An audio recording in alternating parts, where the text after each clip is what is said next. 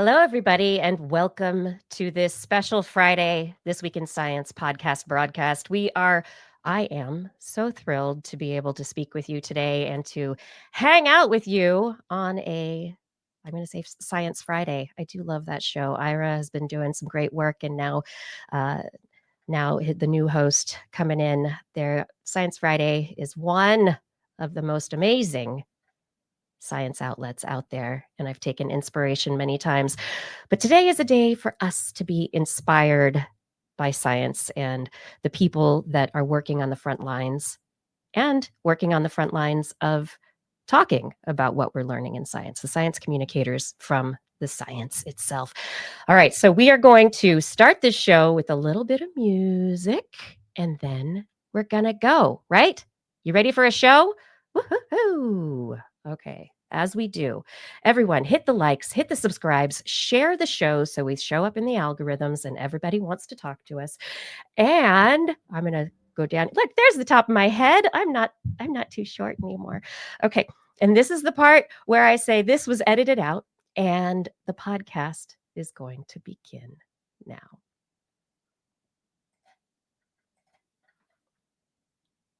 Three, two, this is TWIS. This Week in Science, episode number 1030, recorded on Friday, September 19th, 2025. Science Under Siege. Hey everyone, I am Dr. Kiki, and today on the show, we're going to fill your head with the siege on science. But first,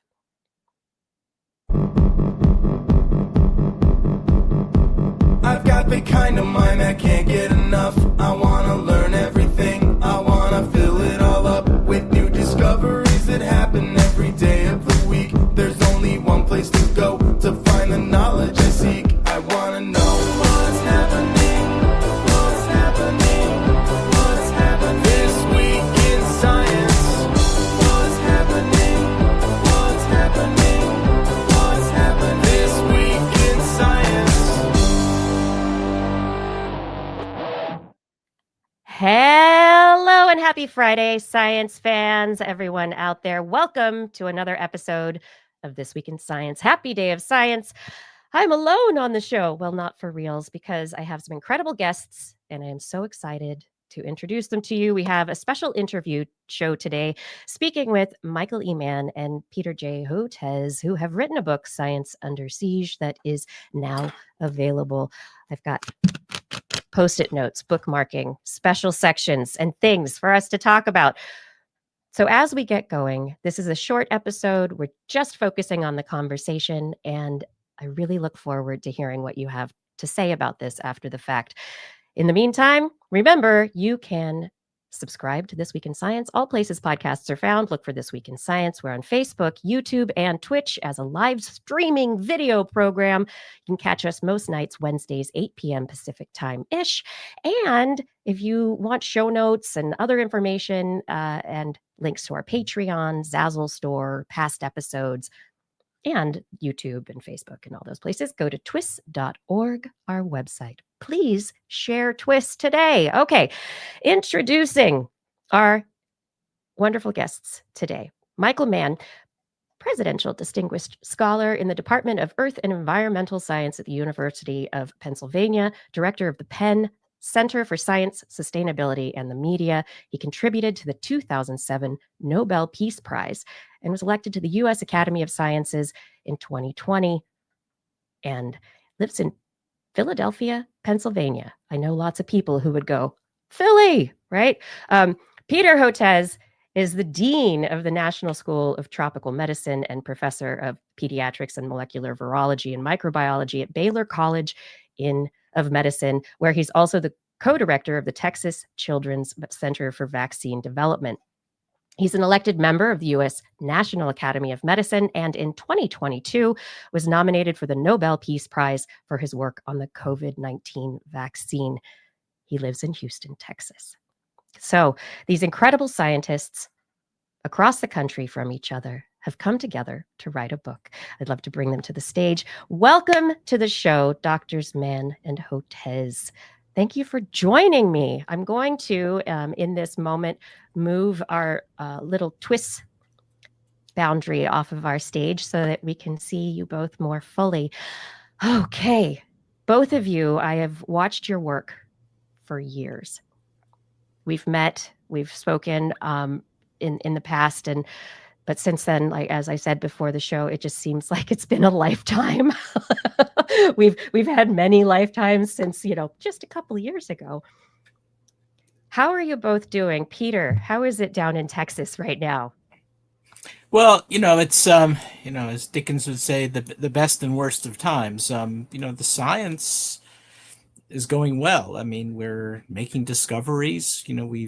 Our COVID vaccine reached 100 million people, proving we can bypass the big pharma companies. And that's relevant because when the anti-vaccine guys attack me, they always say I'm a shill for the pharma companies, when it's the opposite. We provided a model so you could bypass the big pharma companies. And now, my first love was hookworm disease. That's what I worked on for my MD PhD thesis in New York City at Rockefeller University and Cornell. And now it's working really well in clinical trials. So that's exciting. And we're doing a number of climate health initiatives because of, as Michael will tell us, the rising temperatures, altered rainfall patterns are bringing back diseases like dengue and chikungunya and Zika virus infection and hookworm infection to where I am in Texas and the Gulf Coast. So we're doing a number of climate health early warning systems. So the science is going great, but the level of aggression and attacks, because of the way I've been speaking out and about why vaccines don't cause autism. That's how I got involved, because I have a daughter with autism, and having years of discussions with Mr. Kennedy have put us in a dark place there. So best of times, worst of times. Michael? Yeah, well, it's great to be with you, Kiki, and we're big fans of what you do. It's so important to communicate the science and its implications to the public, and you do such a wonderful job doing that with this show. And as Peter said, you have now. My first love was not hookworm, I have to say. So that's what separates us. It wasn't my first From crush. hookworms to the atmosphere. No.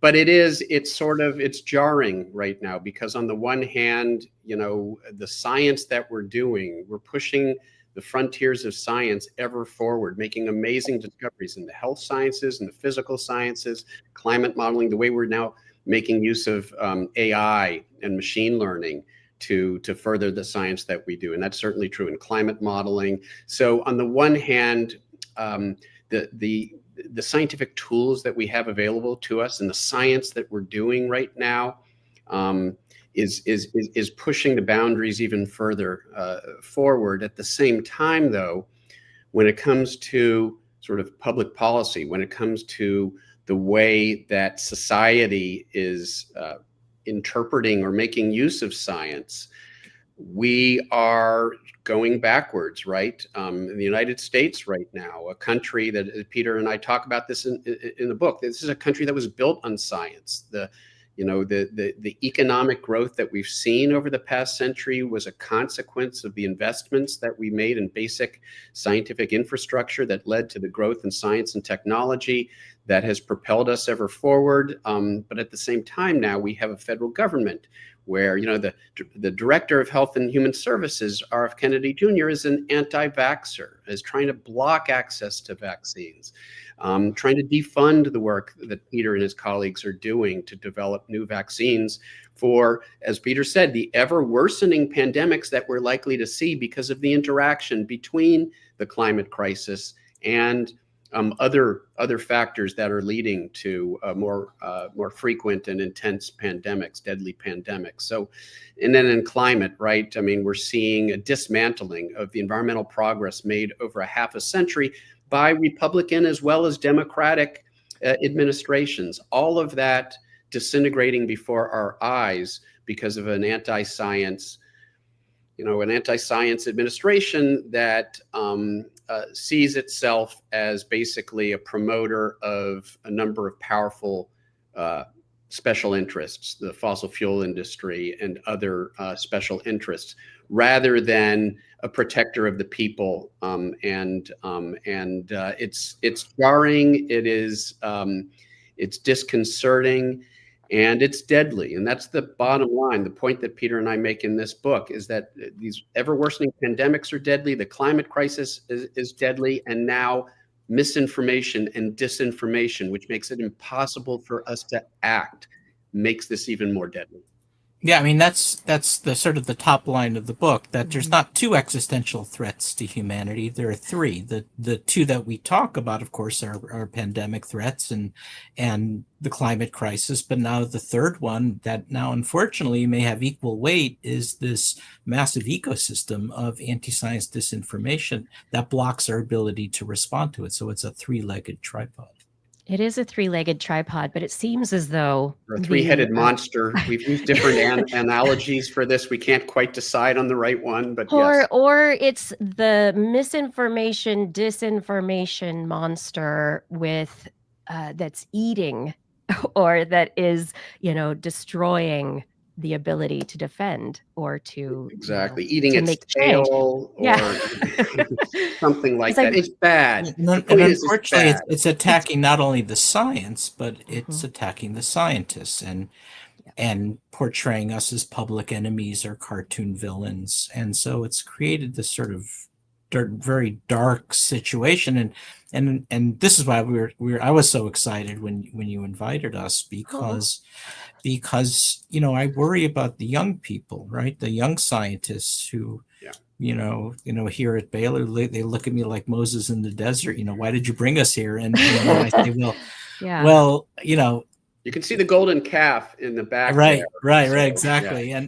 And the point is there is a path of light forward, and Michael was really good about teaching me about this concept of doomism. That we, just to throw up our hands and say there's nothing we can do is not true. There are always things we can do, and we work hard in the book to do that. And it's not about moving to France. There are things that we can do in the United States. And as a young scientist, you still have a very bright future, but you're going to have to be very strategic and deliberate.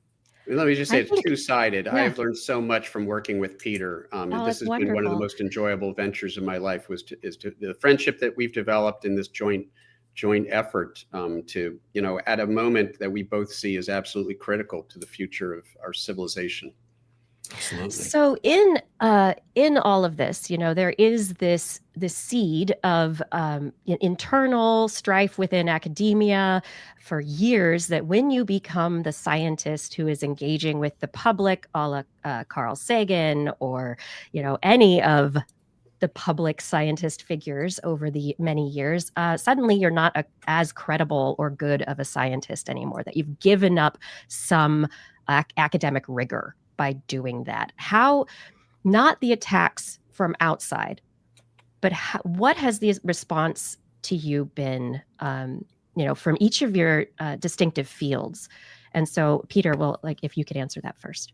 Yeah, no, it's a really important question. I'm glad you asked it. And as Martin Luther King once said, not that I'm comparing ourselves to Martin Luther King, but he talks about it's not just the words of the enemies, but the silence of the friends. And I think that is especially in the biomedical sciences, because the academic health centers are fiercely protective of their institutional brand. And Baylor College of Medicine, Texas Children's Hospital are better than most, but they don't often like their docs and scientists speaking out. Or you kind of get this thing where, well, you're an academic, you're free to speak out, ... but don't screw this up and get the institution in trouble. And of course, if you're out there in the public domain enough, as we all know, you will screw it up and you will get the institution in trouble, and you need to know you have the backing of the institution. So it creates this kind of sword of Damocles that has a very chilling effect. And the reason that's so terrible is that young scientists especially become intimidated in speaking out, or don't feel comfortable doing it, and that creates a vacuum. So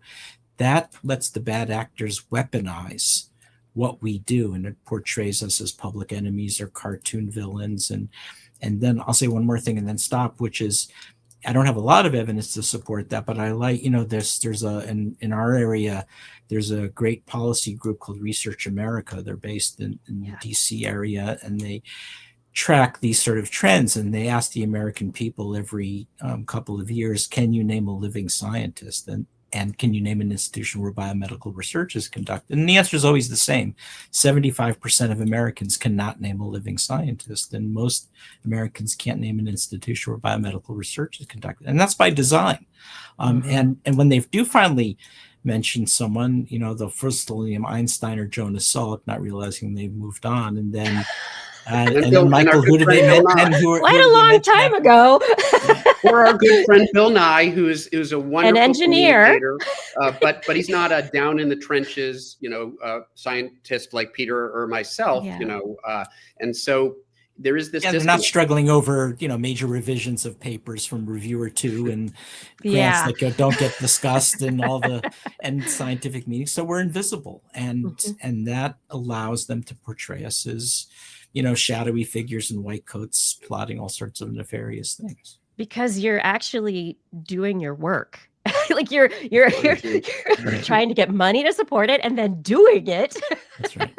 Which usually is in a laboratory and not in front of a microphone. Yeah. So well, Kiki, I'm glad you mentioned that because as Peter said, there's this effort, there's this vacuum, right? When we're not out there speaking to the public, then that leaves a vacuum for the bad actors to fill with sort of caricatures, to vilify us and present caricatures of us and to sort of communicate these various myths and talking points, like these scientists, they're just in it for the grant money, as if that the grant money goes to our pockets. No, it funds our research programs, it funds our graduate students, it pays for publications, but the public doesn't know these things. And if we're not out there, not just explaining the science, but explaining how science actually works, it leaves this dangerous vacuum. And that's where Peter and I are doing what we can to sort of fill that vacuum, but we need other voices, and we need to be out there making sure that there's space for younger scientists to come into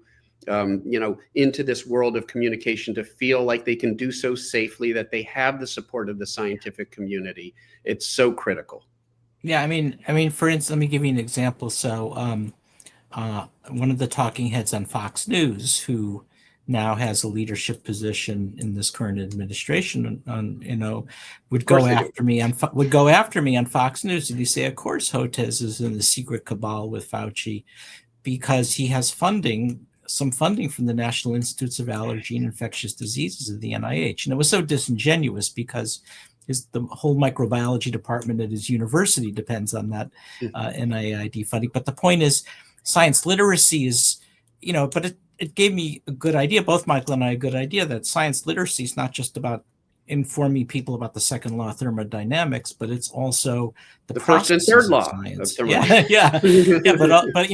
But what is a scientific grant? How does it work? What do scientists do? And what does it mean to be a scientist at presented scientific meetings? Why we don't advance science by debating crackpots? That all has to be advanced as part of this science literacy, I think. Yeah, and I'm just reflecting on, like, in the book, you talk about being, basically invited to debate RFK Jr. On vaccine issues, on autism issues in a public sphere, and how you did not take the bait, even though everybody who had a side to kind of pull you into, to try and use all of the social pressures they could to bring you into it. I thank you for standing strong, because that's the kind of thank you to Michael for being my rock there. That's really how we got connected, because right back at you. And because I was just going to say, it's one of my favorite sections of the book, the title "Debate Me, Bro," and Peter can take it from there. Yeah. Debate me, bro. Right? Debate me, bro. It takes you to a scary place when Joe Rogan and Elon Musk and Kennedy are all ganging up on you, and it's every follower on Twitter except the ones following Taylor Swift are just, all on you at once. And you're like, what the heck is going on here? So, but, this is why Michael was such an amazing resource, because, the attacks on climate science preceded the attacks on biomedicine, I don't know, a decade, 2 decades. And he was really able to, help me put it in perspective and say, well, been there, done that. This is how this works. It was PTSD, right? For me, my right? gosh. Decades after, we in the world of climate science, when we published the hockey stick curve in the late 1990s, and it came under attack because it was this sort of iconic graph. So I had been through this 2.5 decades ago, and then we get into sort of the COVID era, and it's PTSD for me because I see, scientists, wonderful people like Peter, like Tony Fauci, being attacked using exactly the same tactics. In many cases, some of the same organizations and individuals behind those attacks. And I felt like it was important to reach out, and we established this friendship. And it's been wonderful to have this experience to sort of do this sort of Vulcan mind meld, to put our respective experiences together and to see what we can synthesize from them. And that's what the book is really about. Yeah, and in the book you also refer to Merchants of Doubt by Naomi Oreskes, and she was one of the writers who really brought to public awareness the tactics that are being used, and how we had big tobacco, big sugar, big oil, all, and these big money interest groups that are really working to subdue or to to control public opinion. And now we see, like you said, this coming together, this weaving together now of all these various lines of propaganda, which of course the propaganda playbook came from the CIA back in but it was like it was honed by the tobacco industry, and then the gun lobby. We see the same, and now in the fossil fuel industry ran with it.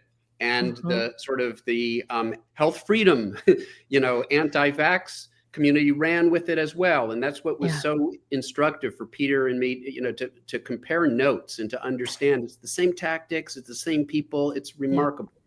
And then converging with it was a new money-making force post the Merchants of Doubt book, and that is a very lucrative health and wellness influencer enterprise. And have you ever wondered why there are always anti-parasitic drugs, hydroxychloroquine, ivermectin, fenbendazole? It's because you can buy them up in bulk and they're cheap, and then you can repackage them, jack up the price, and you sell it with a telehealth visit. And the health and wellness influencer empire is like $500 billion empire. But for the model to work, you've got to denigrate things that actually work, like vaccines, and again portray the scientists like myself and others as enemies.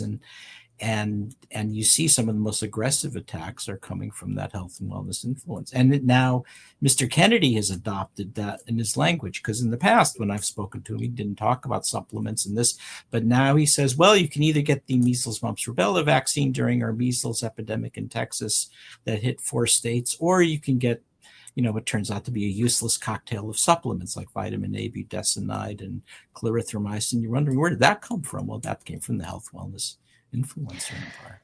Yeah, I mean, we should have learned long ago that if you have a doctor telling you things, or somebody who's an expert telling you certain things and then wanting to sell you a solution, they're very likely not really telling you all the right things. It's called snake oil. But like you said, it's a multi-trillion-dollar economic driver, and it's even bigger than the pharmaceutical industries now. So the Make America Healthy Again empire is bigger money, and there's more in it than there is the only thing bigger, supposed big pharma. the only bigger industry than that is the fossil fuel industry. And so there you have it. There you have it. They're two, the economic models are a little different here, but fundamentally it's about bad actors making huge profits at the expense of people and the planet. Yeah, and in this book, you lay out, you have your 5 Ps, which you have been telling people about and writing about, and you describe in full in the book. And so some of these bad actors, if one of you would like to talk about how they all tie together, like, because they are separate, but I feel like it's the now is the weaving of them, right? It's all Let's at start once. with William Shatner. We're talking Oh, about bad no. actors, right? No, sorry, No. we're actually talking about a different kind of bad actor here, just so people understand. Bad I faith love actors. Shatner, so For hold the on record, here. I love You you, know, we Bill. all do. I love you, We Bill all Shatner. do, especially his early Twilight Zone episodes. Those are just wonderful. But yeah, I mean, so yeah, we name and shame, right? Because we felt it was important to do that. So we've got plutocrats, we've got petrostates, and the United States right now is a petrostate. Our politics are driven by the fossil fuel industry to a large extent. We've got Petrodollar. Yeah. absolutely. We've got propagandists and pros, the ones we've talked about, who are making money from peddling misinformation and disinformation one way or another. And then we've got the press. And we're not just talking about the Murdoch, media empire, the right-wing media, which has done so much damage in both of these domains, but even the legacy media, the New York Times, the Washington Post, that engage in what Peter and I describe as a performative neutrality, pretending, for example, and platforming on the pages, on their editorial pages, on their op-ed pages, the lab leak hypothesis, as if this is every bit as credible as what the science actually suggests, zoonotic origins. And Peter, I know that's where Peter, Peter's experiences were sort of very instructive here in that area. Yeah, I mean, I think the bigger picture, that also along with the financial motivation is the political motivation. And you can understand why a petrostate would want to go after climate science and climate scientists. It's horrible, but it makes sense. It's less obvious why they would attack vaccines and pandemic preparedness until you realize, this sometimes a petrostate will, or a authoritarian government, and too often they're one and the same, will target the intelligentsia and science and scientists for political gain.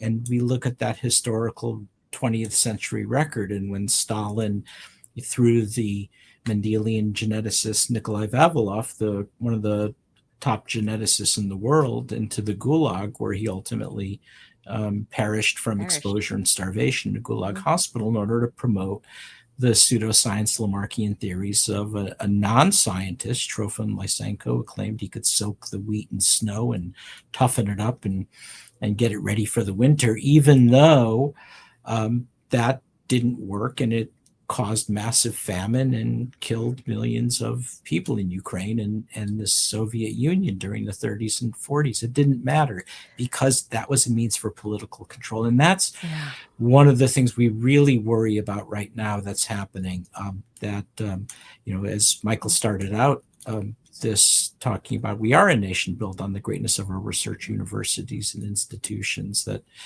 gave us the Manhattan Project and victory in the Cold War and victory against AIDS and cancer and all those other good things. But to have it flipped on its side for political control, that takes us to a very dark place. And the closest that we could come to it was to say, this is what Stalin did during the 30s. It's what they did in Weimar Germany to some extent as well. This whole what's happening now, it's what has happened before will happen again. Those who don't learn from history are doomed to repeat it. If you never get taught history, well, there you go. If history doesn't repeat, it certainly does rhyme. And we're seeing the rhyming of history right now here in the United States. Yeah. And I years back, we came up with the national science standards, and I was very excited about the inquiry-based education standards that were being implemented. And there were several states that decided not to implement the standards, and there are reasons why. And they seem to be certain states that are still doing things a particular way. And yet now it may not matter because education itself is being dismantled, undermined. How will we be able to address these ideas of understanding science, where we need people to understand how science works, why we're doing it? How are we going to address that if the educational conduit, that funnel, if that channel is undermined, if there's, it's just, if people get curious or they end up on an internet rabbit hole watching YouTube videos like this one. No. Yeah. Well, I mean, there. Yeah, in the book, we sort of talk about the sort of micro strategies for dealing with that and the macro strategies. And the final chapter is really sort of the big picture. What do we need to do? There are lots of things, and we've talked about some of them. Scientists need to be out there. The invisible scientist is part of the problem. We need to create a culture where scientists feel free, feel empowered to be out speaking to the public, helping inform the public. We need support. We need the scientific societies. We need the scientific institutions to back the scientists when they're attacked, when they're vilified by bad actors in the way that they are, because that becomes a disincentive, especially to young scientists, in participating in the public conversation. But then we sort of step back in the end. For all the things to happen that we need to happen, we need policymakers, we need politicians who care about those things, who care about us, who care about science and science-based policy. And the only way that's going to happen is if we turn out in elections and we vote for those politicians. Otherwise, unfortunately, we get the situation that we have right now in the United States, where we have a federal government, and that's an executive branch, a Congress, and a Supreme Court that is working together to undermine everything that we have tried to do for decades, whether it's dealing with the climate crisis, dealing with pandemics, or any of the other major challenges that we face. Any thoughts on this, Peter?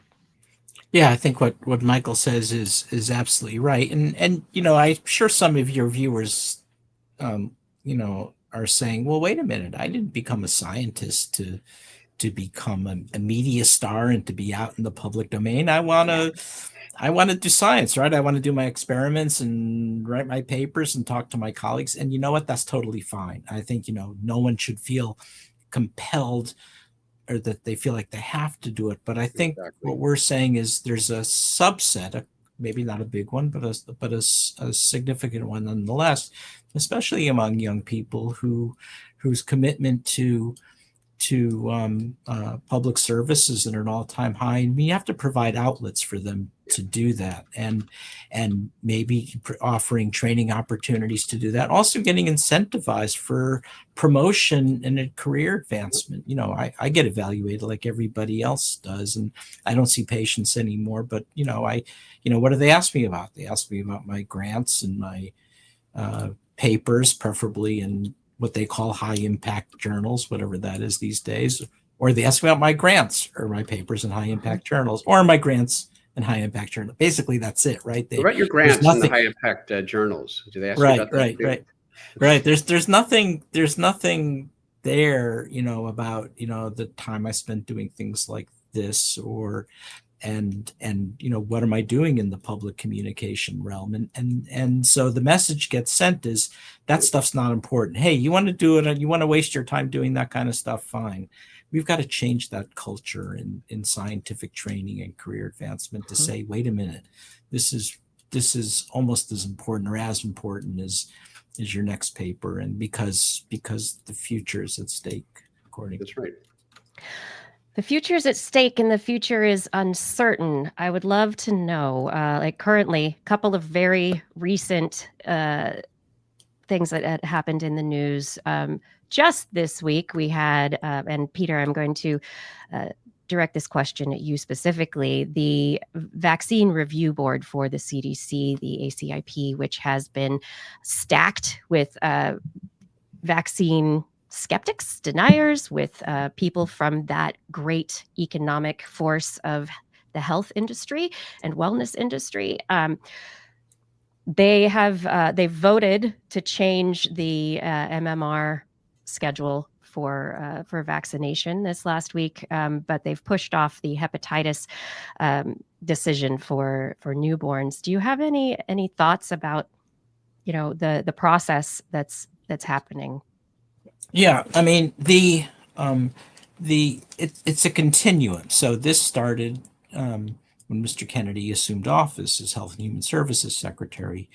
He started out with saying terrible things about people on the autism spectrum, that's how I got involved, because I have a daughter with autism. And then it was about several years ago, I got this call from my assistant, and said, "Hey, I got these two gentlemen on the phone. One is named Dr. Anthony Fauci, and the other one's named Dr. Francis Collins. Oh Can you my speak with them?" And I gosh. said, "Yeah, I think so." I'll make time. And they, asked me to speak to Bobby Kennedy, which I did for a year, and saw how deeply dug in he was. But that led me to write the book, Vaccines Did Not Cause Rachel's Autism. And it's been off to the races ever since. And so he started right out with a bang, revisiting the autism links. Then during our terrible measles epidemic, he started pushing supplements. Then he's tearing down mRNA technology in favor of an older technology that is far more problematic. So what's going on at ACIP, American Advisory Committee Immunization Practices, is a continuum. Now he's going to come back to autism, I think, in a week or two, and he's going to say he's found the cause of autism, which, if you know anything about the complex interplay of autism genetics and potential environmental exposures, all in early fetal brain development, you would know that that's absolutely ridiculous. So I, rather than just comment specifically on what ACIP is saying, which is totally ridiculous, remember, this is part of a systematic effort to destroy our whole vaccine infrastructure, and with it, our pandemic preparedness, and will weaken our whole nation's biosecurity. But wait, there's more. I know. There's more, because just a few weeks ago, RFK Jr. was actually parroting climate denial talking points as well, specifically claiming that windmills, they call them windmills, although obviously we're not talking about milling grain. They're talking about wind turbines. And usually offshore, sometimes, these are massive wind machines. turbines are supposedly killing whales, and there's no science to support that. The scientific community has been very clear that there is no connection there, but it's part of the assault on clean energy, on renewable energy, in service of the fossil fuel industry, and it is, and it is coordinated at the highest levels of our government now. It's entirely bad faith, and so here we see sort of equal opportunity, an equal opportunity assault by the same individual, RFK Jr., on both sort of climate action, clean energy, and obviously on public health as well. And along those lines, we have the deregulation effort. So the carbon dioxide emissions being a problem for industry through the EPA.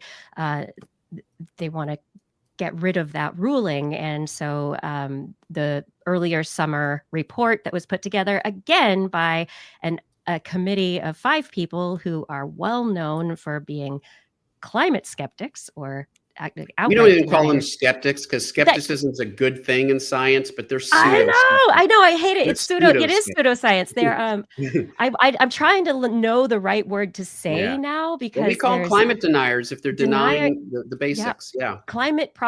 Anti-climate science propagandists is really what they are, because they're cherry picking data. They are, and it's propaganda, and I'm going to. These are pros propaganda using the press. I mean, something unprecedented I have never seen in my entire career. It was so egregious that the U.S. National Academy of Sciences just the other day issued a report specifically addressing the false claims that were made in this so-called EPA report written by these climate contrarians. And I have never seen, Peter can tell you, we both, I'm a member of the National Academy of Sciences. He's a member of the National Academy of Medicine. These reports go through several stages of peer review. There is a long process. And for them to have turned out a report in a matter of weeks is unprecedented. And it speaks to the Academy stepping up and saying, this is too dangerous for us to not respond as rapidly as we possibly can, more rapidly than we've ever responded to anything before. And the response to that report, that report is 4 times longer than the original report. It has more references. It's an incredible piece of work. And it's a wonderful response. But what came back was this, oh yeah, okay, yeah, we'll get rid of that committee. That we'll see about that report. Of course, we'll take a look at it. And of course it was Damage done right. done. But what Yeah. they did is they, of course, opened up the debate. Exactly. And it's coming back to this word, debate, that we started with earlier, talking about Peter's, the invitation to it.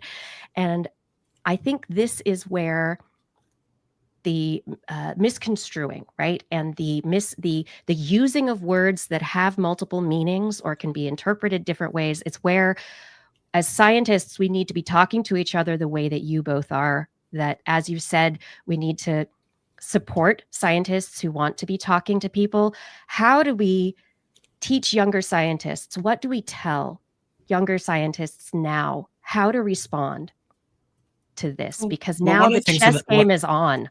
Well, one of the things that I say is, I can't think of many instances where science was advanced through debate, especially with someone with no scientific qualifications and has an intent to deceive. I mean, we had in the Solvay physics conferences in the 1920s, you had Einstein having public discussions with Niels Bohr at those meetings, but those were two brilliant physicists, who had differing views, who were trying to figure things out, who respected each other.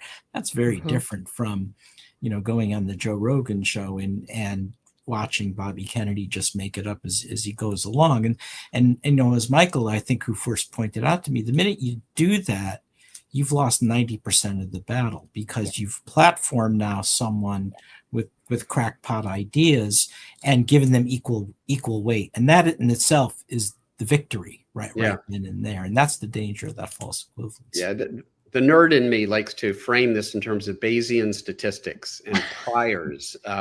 You get up on the stage with the science denier, you've given the audience a prior of 50-50. In other words, you've told them to start out, assume that each of these positions are equally credible, and the best that you can possibly do over the course of that 30-minute or whatever debate would be to actually bring the audience somewhere close to where the weight of science actually stands. That's the best that you can hope to do. So you've almost sort of lost by getting up there. Now, that doesn't mean that we shouldn't be refuting the myths, the untruths that are being promoted. We do, because there are honest people who get caught in between. They hear the rhetoric from science deniers.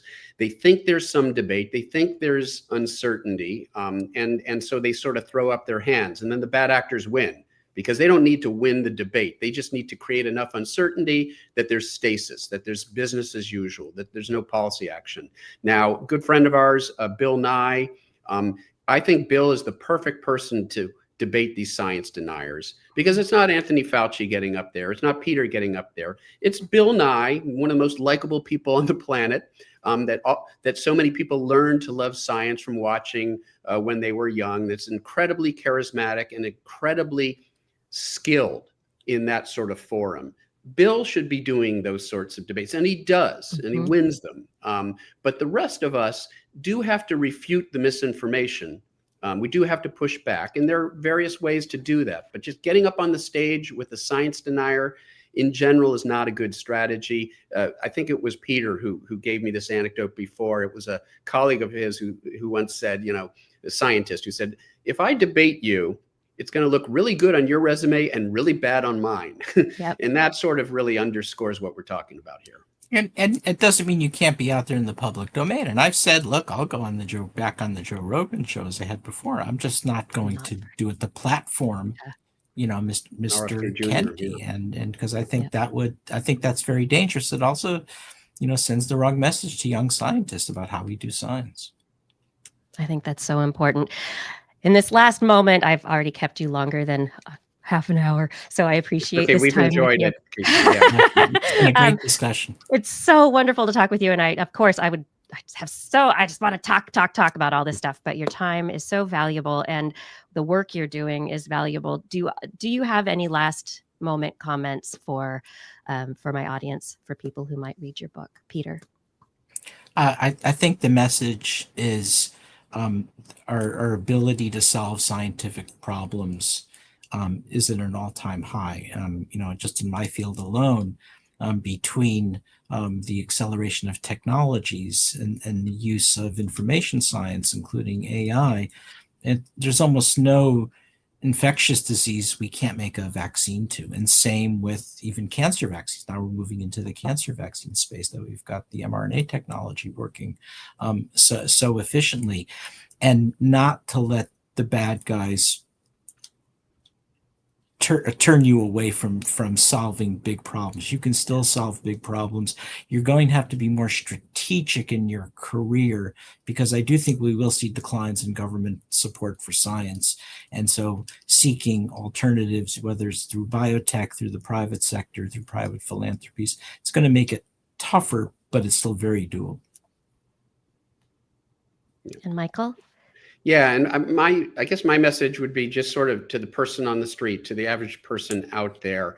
It all feels so overwhelming sometimes that, Peter alluded to this earlier. It's easy for us to fall a victim to sort of doom and despair, and that's a win for the other side. That's a win for the forces of anti-science, because if we throw up our hands in defeat, then they win. And so we have to recognize, and this is true for both pandemics and the climate crisis, that there is urgency, unlike we've ever seen before, no question about it. But we also have agency. It's not too late for us to make a difference here. The best time to start is now. Yesterday would have been great, but now is fine. It's just keep going, everybody. Let's do this. Exactly. Thank you for writing your book, Science Under Siege, everyone. It is available now. And if you head out to places like bookshop.org, your local library, or maybe Powell's Bookstore, if you are in the Portland area like I am, you'll be able to find this wonderful book. And I actually do really recommend this book for people who are considering want to understand the modern dynamic of what's happening, and also who might be considering going into science communication, because it's good to know what you're going to have to deal with. And I think this book sets the landscape for you, so you'll have a place to start. Thank you both so much for your work. Yeah. Thank you. We really appreciate it. It was a great discussion. The time went by fast. It was so fast. Oh my gosh. I'm like, let's do it again. We would love to come back and do it again sometime. So thank you. There are many more places to go with this. Thank you very much, everyone. Thank you for watching. This is This Week in Science. Thanks for being here, for chatting in the chat room. And thank you for being interested in the value of science. Please share with your friends out there, because the more we talk about the value of science, the stronger we will all be. Find us again next Wednesday, 8 p.m.-ish Pacific time, for more This Week in Science. It's all in your head.